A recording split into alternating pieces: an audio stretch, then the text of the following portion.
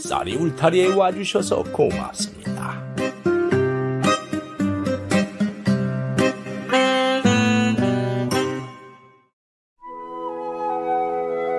이번 이야기는 딸 같은 며느리가 된 새댁에 대한 이야기입니다.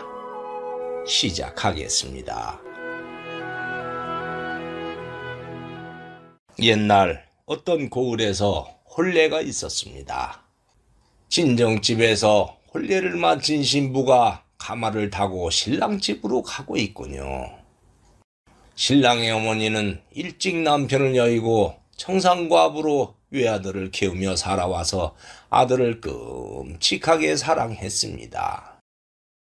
그래서 신부도 착하고 살림 잘한다고 소문이 난 처녀를 택해서 혼인을 시켰지요. 신부가 시댁에 도착하자 시어머니와 신랑은 반갑게 맞아주었습니다. 그런데 다음 날 이모님이 시어머니 방에 들어왔습니다. 그리고 이모님은 신부의 집안에 대해서 새롭게 들은 이야기가 있다고 하며 놀라운 이야기를 했습니다. 언니, 신부의 집안이 우리 집과 원수 관계예요. 왜야? 그게 무슨 말이냐? 두 집안이 왼수 관계라니 이게 무슨 말일까요? 오래전에 시어머니가 처녀였던 시절 오라버니가 과거 시험을 보러 한양으로 떠났습니다. 그러나 오라버니는 과거 시험에 낙방을 하고 집으로 와서 원통하다며 매일 술로 보내는 것이었습니다. 이유를 알고 보니 오라버니가 답을 잘 써서 급제를 할 점수를 맞았는데 시험관이었던 관리가 다른 사람에게 뇌물을 받고 그 사람을 급제시켜 주었다는 것이었습니다.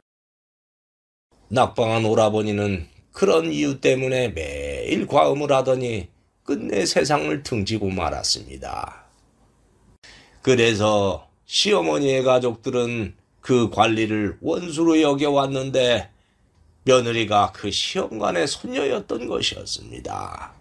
시어머니는 며느리의 조부까지 알아보지 않은 것을 후회했습니다. 시어머니는 당장 파혼을 하고 싶었지만은 이미 혼례를 치르고 났으니 그럴 수도 없었습니다.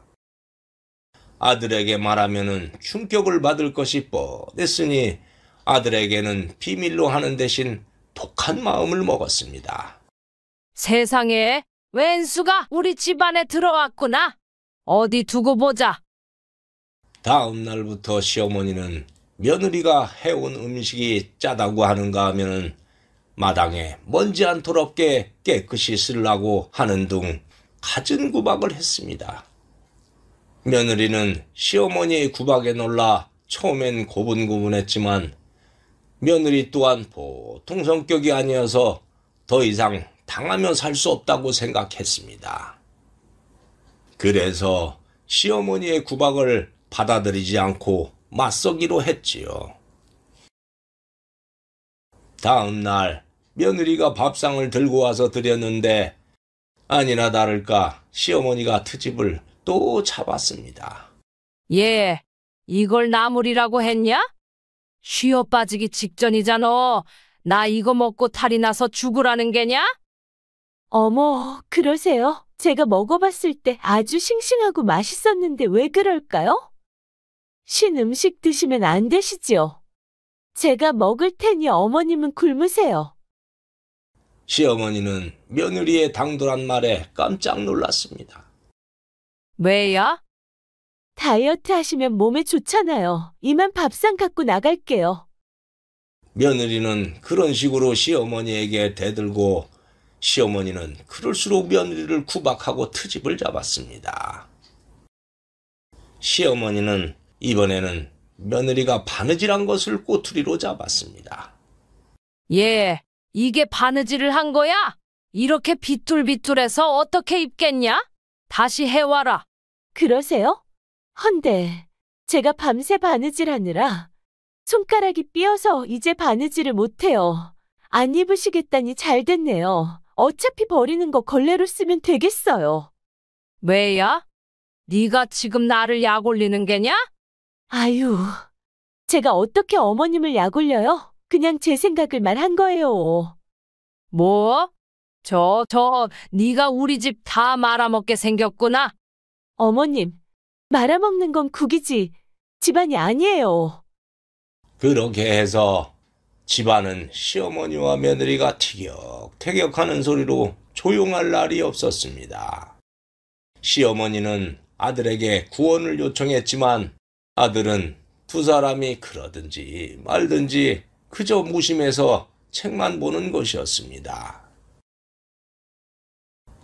그러던 어느 날 시어머니는 남편의 제삿날이 다가오자 남편의 위패가 모셔져 있는 절에 며느리와 함께 가게 되었습니다. 머슴은 등짐을 짊어지고 가느라고 뒤처져서 따라왔고 두 사람은 절벽 위에서 잠깐 쉬며 머슴을 기다렸습니다. 그러던 중 시어머니가 절벽 끝에 있는 예쁜 꽃을 발견했습니다. 시어머니는 그 꽃을 남편의 위패 앞에 올리고 싶어서 꽃을 꺾으려고 잡았는데 그만 미끄러져서 절벽 아래로 떨어지다가 소나무 둥치를 잡고 매달리게 되어버렸습니다. 으아! 사람 살려! 어머님? 절벽에 나무를 붙잡고 아슬아슬하게 매달린 시어머니를 본 며느리는 어쩔 줄 몰라 하다가 시어머니에게 손을 내밀었습니다. 어머님, 제 손을 잡으세요. 그러자 시어머니는 며느리의 손을 잡았고 며느리는 혼신의 힘을 다해 시어머니를 위로 끌어올렸습니다. 며느리는 젖먹던 힘까지 내서 시어머니를 절벽 위로 끌어올렸는데 그 순간 그만 힘이 다 빠져서 천길랑 떨어지로 떨어져 버렸습니다. 얘야!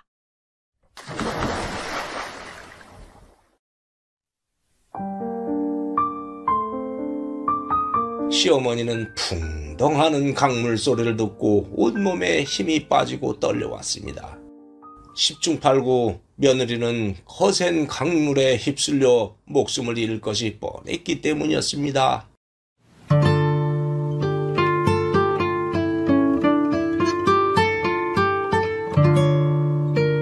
시어머니는 며느리가 자기를 구하고 세상을 떠난 안타까움에 눈물을 흘렸습니다. 아이고, 네가 내 목숨을 구해주고 대신 죽다니. 시어머니는 혼이 나간 듯이 한참을 앉아 있었습니다. 그동안 며느리가 대들어서 티격태격했고 서운했지만은 세상을 떠날 줄은 꿈에도 생각하지 않았기 때문이었습니다.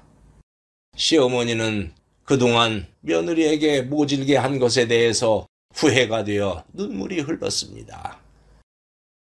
그때 뒤따라오던 머슴이 도착해서 시어머니에게 자초지종을 듣고 놀라더니 아씨의 시신이라도 찾겠다며 절벽 아래로 내려갔습니다.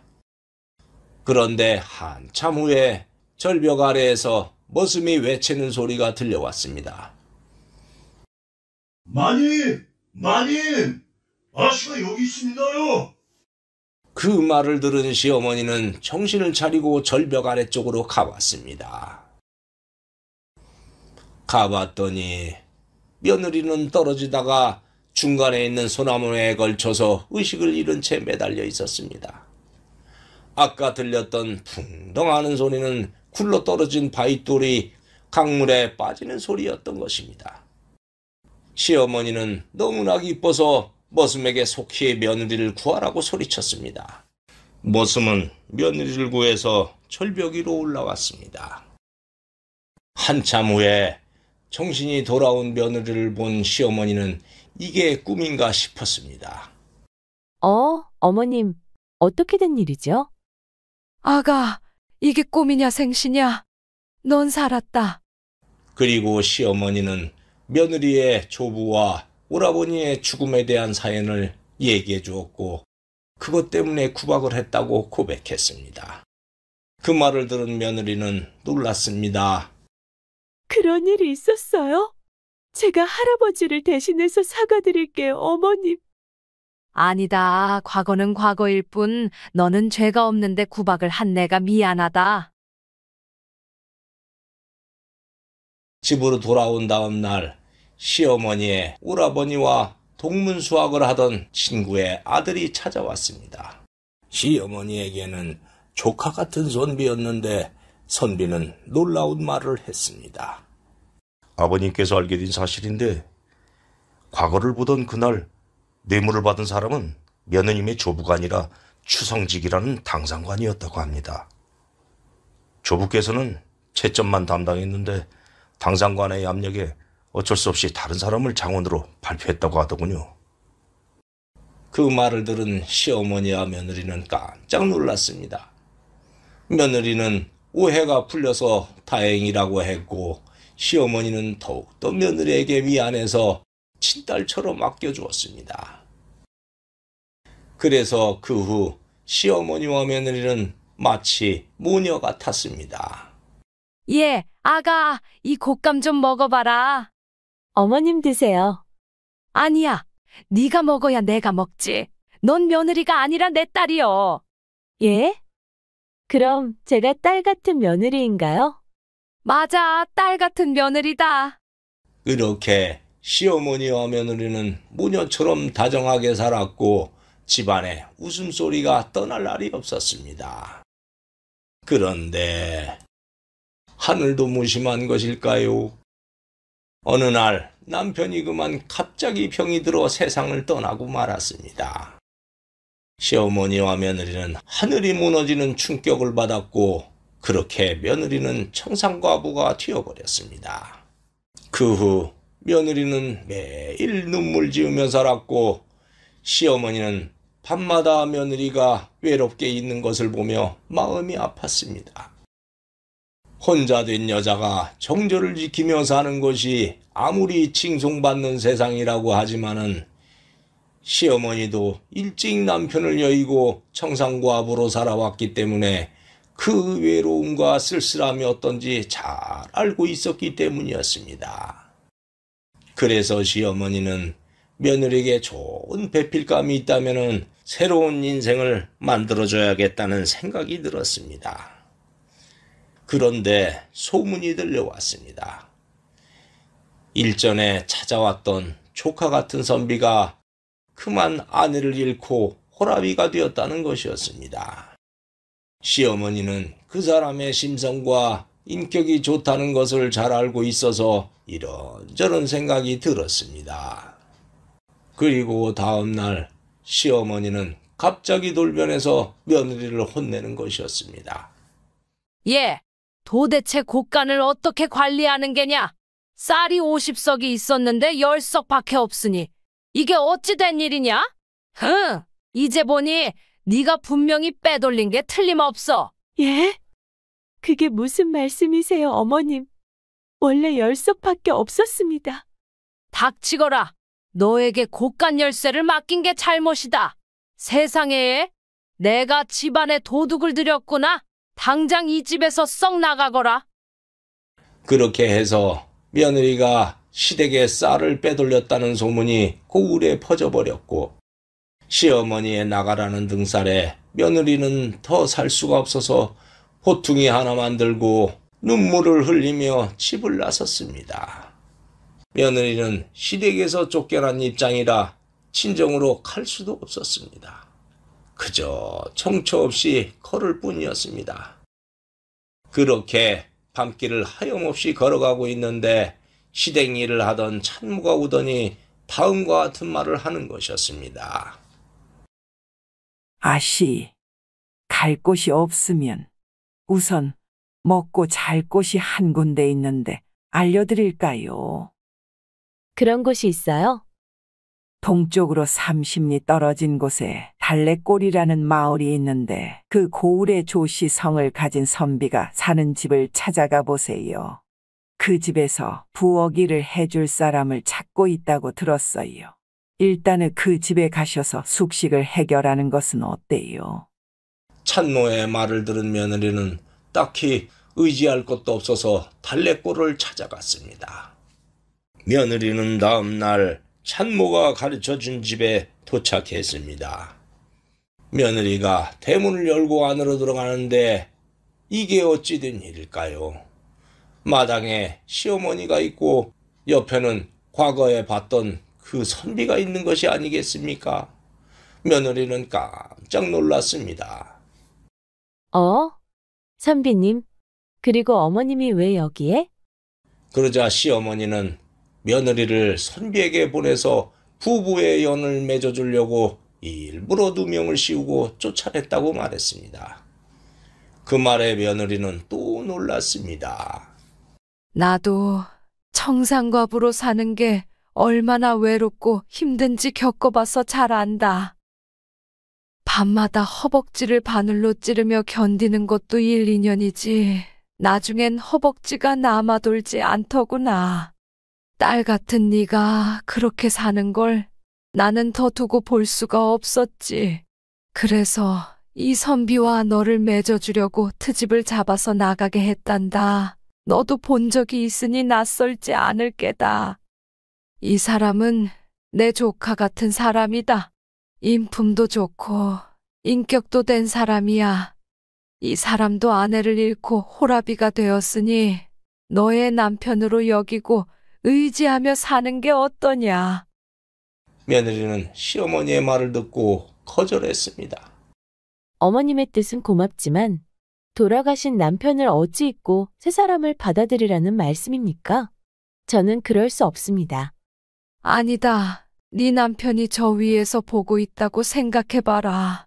네가 허구한 날 자기를 잊지 못해서 눈물 짓고 일상생활을 내버린 채 병자처럼 사는 걸 원하겠느냐? 아니면 새로운 사람을 만나서 행복하게 사는 걸 원하겠느냐?